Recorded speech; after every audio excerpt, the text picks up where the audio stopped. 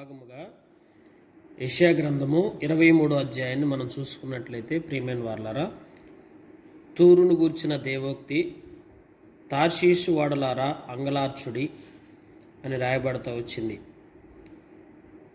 తూరు అనగా అర్థం ఏమిటంటే కఠినమైన అని రాయబడతా వస్తుంది. కఠినమైన అంటే మనిషి జీవితంలో కొన్ని విషయాల్లో మనం కఠినంగా వ్యవహరిస్తూ ఉంటాము. హృదయం కాఠిన్యంగా ఉంటుంది.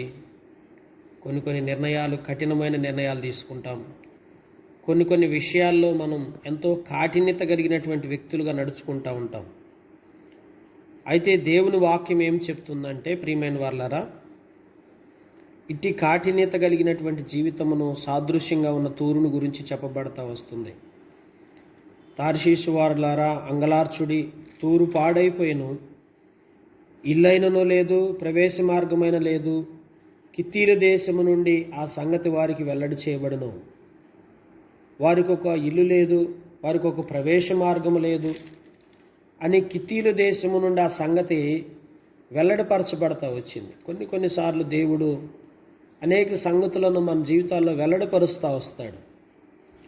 మన యొక్క జీవన విధానాన్ని, మన యొక్క స్థితిని, మన హృదయ కాఠిన్యాన్ని మనం గుర్తెరుగులాగా దేవుడు అనేక మార్లు అనేక రీతులుగా పరిశుద్ధాత్మ ద్వారా, దైవ సేవకుల ద్వారా మన హృదయ కాఠిన్యపు స్థితి ఎట్లాగున్నదో దాన్ని పరిశీలించుట కొరకు పరిశీలించినటువంటి దేవుడు ఆయా రీతులుగా తన మెలనైన స్వరాన్ని మనకు వినిపించి మన యొక్క స్థితి ఏమైనదో తెలియపరచుటకు మరి ఎవరో ఒకరి ద్వారా ఆ సంగతిని మనకు వెల్లడిపరిచే దేవుడు. ఇప్పుడు వీరికైతే ఎవరి ద్వారా వెల్లడిపరుస్తూ వచ్చాడు? కిత్తీలు దేశము నుండి ఆ సంగతి వారికి వెల్లడిపరచబడను. అంటే వారు పాడైపోయారు పూర్తిగా. చూడండి, తూరు పాడైపోయింది, సంపూర్ణంగా పాడైపోయి. ఎందుకు పాడైపోయారు? ఈ రోజున మనందరం ఎందుకు పాడైపోతుంటున్నాం? కారణం ఏంటి? మనుషులు పాడవటానికంటే మన హృదయ కాఠిన్యం. కొన్నిసార్లు మన హృదయము పాషాణం వలె కఠినముగా తయారైపోయి, హృదయంలో విరిగి నలిగిన హృదయం కలిగి ఉండాల్సిన మనం, ఎన్నో విషయాల్లో దేవుని పక్షాన మనం ఉండాల్సినటువంటి మనం ఆత్మీయంగా అటు రీతిగా హృదయాన్ని కఠినపరుచుకున్న వారమై మన జీవితంలో మనం పాడైపోయిన స్థితి. ఈ రోజున చాలామంది తమ జీవితాల్లో ఏమైపోయారంటే పాడైపోయారు. దేవుని వాక్యం అందుకే రాస్తుంటున్నాడు, సముద్ర తీరములారా అంగలార్చుడి, సముద్రమును దాటుచుండు సీదోను వర్తకులు తమ యొక్క సరుకులతో నన్ను నింపిరి. షీహోరు నది ధాన్యము, నైలు నది పంట సముద్రం మీద నీలోనికి తేబడుచున్నది అని రాయబడుతూ వచ్చింది. అనగా ఇక్కడ దేవుని వాక్యం మనం చూస్తే షీహోర్ అనగా ఎగసిపడు అని రాయబడుతూ వచ్చింది అర్థం. కనుక తూరు వల్ల జనములకు లాభం వచ్చును. సీదోను అనగా చేపల సమృద్ధి అయినటువంటి పంటకు నిలయం సీదోను. షీహోరు అనగా ఎగసిపడు అని అర్థమండి. దేవుని వాక్యం చూస్తే సముద్ర దుర్గము మాట్లాడుచున్నది, నేను ప్రసవ వేదనను, దేవుని వాక్యంలో పడు విధానము, పిల్లలు కనినటువంటి దానను యవ్వనస్తులు పోషింప విధానము, కన్యకలకు పెంచు విధానము అని రాయబడతా వచ్చింది. దేవుని వాక్యం మనం చూడవచ్చు. పిల్లలు కనిన దానను, యవ్వనస్తులను పోషింపని దానను, కన్యకలను పెంచని దానను, ఇవన్నీ చూస్తుంటే ప్రసవ వేదన పడలేదు, పిల్లలను కనలేదు, యవ్వనస్తులను పోషించలేదు, కన్యకలను పెంచలేదు. కనుక ప్రియులారా, ఎందుకు ఈ పరిస్థితి? నిజంగా చూస్తుంటే దాని వాక్యంలో మనం గమనించవచ్చు. యొక్క సీదోని యొక్క స్థితి చూసినప్పుడు సముద్ర దుర్గము మాట్లాడుచున్నది. అంటే ఇప్పుడు చేపల సమృద్ధితో ఉన్నటువంటి సముద్రములాగా ఈ సీదోను ఉన్నది. కానీ చూడటానికి లోపలనేది వ్యక్తిగత జీవితంలో ప్రసవ వేదన కానీ, పిల్లలను గంటం కానీ, యవనస్తులను పోషించటం కానీ, కన్యకలను పెంచిన విధానం కానీ ఏం లేదు. ఈ రోజున మన అందరి జీవితాల్లో ప్రసవ వేదన లేదు. దేవుని బిడ్డలారా, ప్రసవ వేదన ఉన్నటువంటి వాళ్ళమైతే దేవుని కొరకు పరితపిస్తాం. అందుకే పౌలు గారు కొత్త నిబంధనలోకి వచ్చినప్పుడు చెప్తూ ఉంటారు, నేను ఎంతో ప్రసవ వేదన అనుభవిస్తుంటున్నాను. ప్రసవ వేదన అనేది స్త్రీలకు సంబంధించిన విషయం కదా, మరి పురుషుడైన పౌలు ఎందుకు ప్రసవ వేదన అనుభవిస్తుంటున్నాడు? ఏంటా ప్రసవ వేదన అంటే, మరి ఆత్మ సంబంధంగా ఎంతోమందిని మనం కనేవారిగా ఉండాలి. గొర్రెల్ని కనాలండి. ఎవరు కంటారండి? సేవకులు కంటారా గొర్రెల్ని? సంఘమే మరొక వ్యక్తిని ఏం చేయాలి? కనాలి.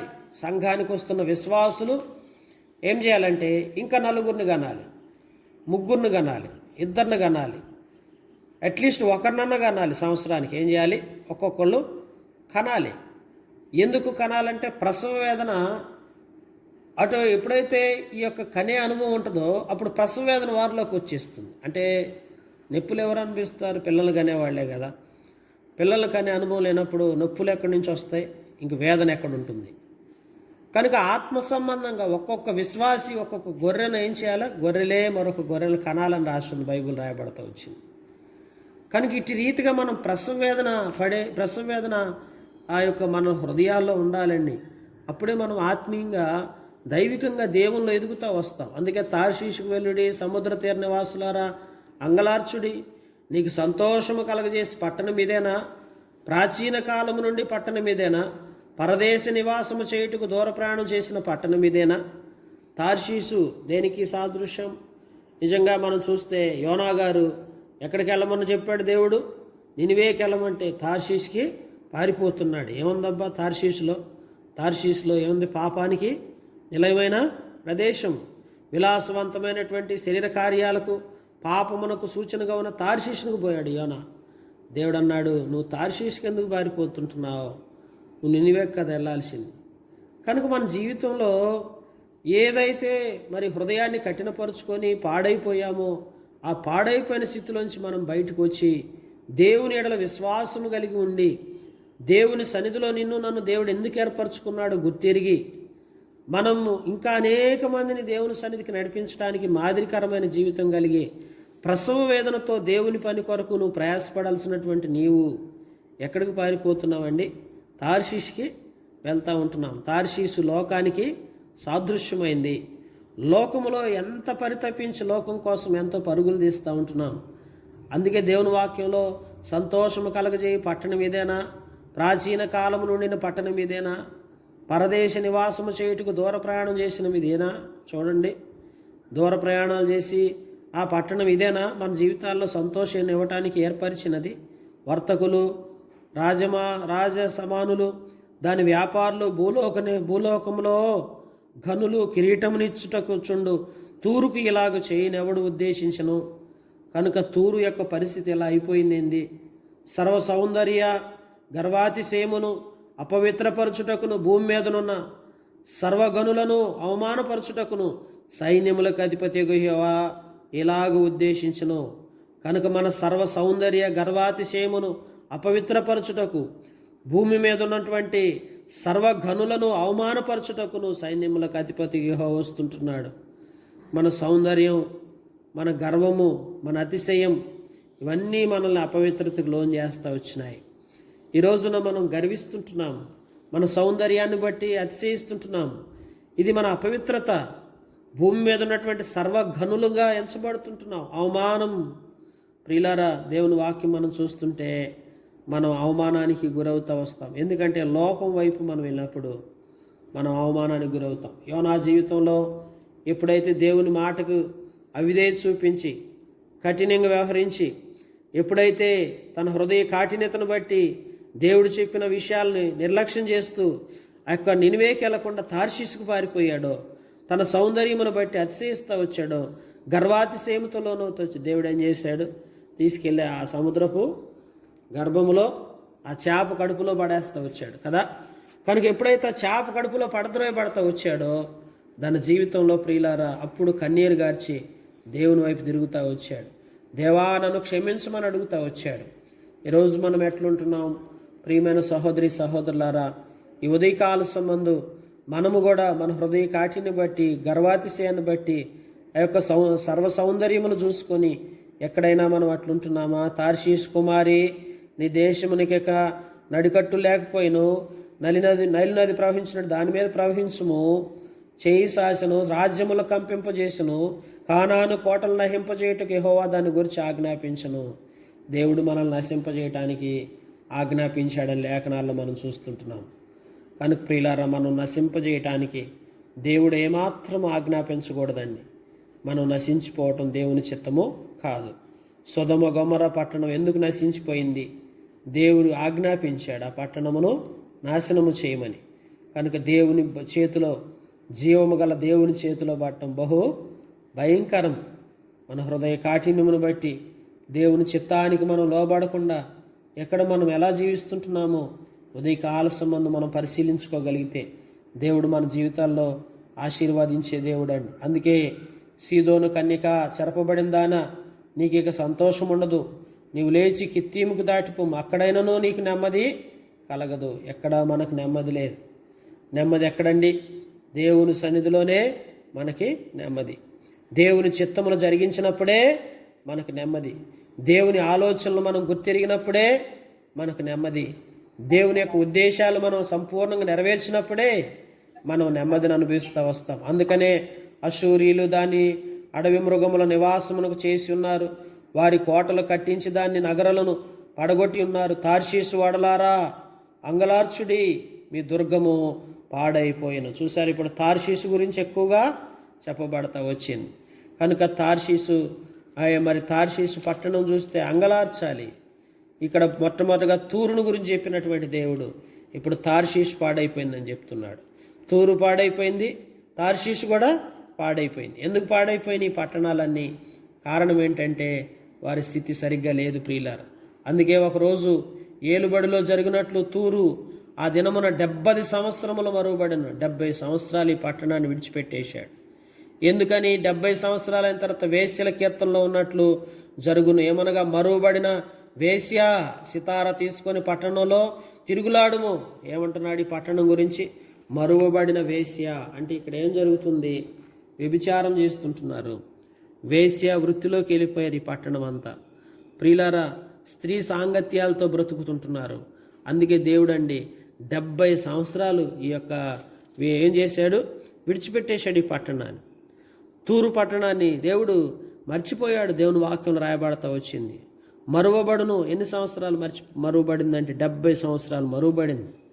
అయితే దేవుని వాక్యంలో సితార తీసుకొని పట్టణంలో తిరుగులాడుము, నీవు జ్ఞాపకమునకు వచ్చినట్లు ఇంపుగా వాయించుము. అనేక కీర్తనల 70 సంవత్సరాలు అంతమున యెహోవా తూరును దర్శించును. అది వేశ్యా జీవితంలో మరలా భూమి మీద ఉన్న సమస్త లోక రాజ్యములతో వ్యభిచారము చేయును. చూడండి, దేవుని వాక్యంలో చూస్తుంటే వేశ్య జీతముగా ఉన్నదాన వర్తక లాభము యెహోవాకు ప్రతిష్ఠితమగును. దేవుని వాక్యంలో చూడండి, వేశ్య వృత్తి చేస్తూ వచ్చారు 70 సంవత్సరాలు. ప్రియులారా, అనేక రాజ్యములతో వాటి సాంగత్యాన్ని కలిగి ఉన్నారు. వేశ్య జీతము మరలా దేవుని యొక్క సమస్త రాజ్యములతో వ్యభిచారం చేయబడి వేశ్య జీతముగా ఉన్న దాని వర్తక లాభం యెహోవాకు ప్రతిష్ఠితమగును. అది కూర్చబడదు, ధననిధిలో చేయబడదు. యెహోవా సన్నిధిని నివసింపు వారికి సంతుష్టి ఇచ్చి భోజనమునకు ప్రశస్త వస్త్రములకు నా పట్టణపు లాభము ఆధారముగా ఉండును. దేవుడు అంటున్నాడు, ఏ యొక్క వేశ్యవృత్తి చేసి డబ్బు సంపాదించారో ఆ ధననిధి దేవునికి ప్రయోజనకరమైంది కాదని చెప్తుంటున్నాడండి. ఈ రోజున ప్రియులారా, దేవుని బిడ్డలారా, అదే ఒకానొక పట్టణంకి వెళ్ళి లాభం సంపాదించుకుందామని అనుకుని వారులారా, మీ జీవము ఏ పాటిది? దేవుని వాక్యంలో మనం చూస్తూ ఉంటున్నామండి. కనుక వేశ్య వృత్తిలో మనం సాంగత్యం చేసేవారిగా ఉండకూడదు. సంసోను మరి ఒక వేశ్య అయినటువంటి దెలీలాతో సాంగత్యాన్ని ఏర్పరచుకున్నాడు. ఒక ప్రవక్తగా ఉండి దెలీలాతో సాంగత్యం ఏర్పరచుకొని సంసోను జీవితం అంతా పతనమైపోతూ వచ్చింది. ఈరోజు మనందరి జీవితాల్లో మనం ఎక్కడ పాడైపోయామో తెలుసుకుందామండి. తూరు పాడైపోయింది. ఎందుకు పాడైంది? వారు వేశ్య వృత్తిలో నమ్ముకొని ఆ వృత్తి ప్రకారం డబ్బు సంపాదించాలనే ఆ పట్టణం యొక్క నిర్ణయం వారి జీవితాలను పతనావస్థకు చేరుస్తూ వచ్చింది.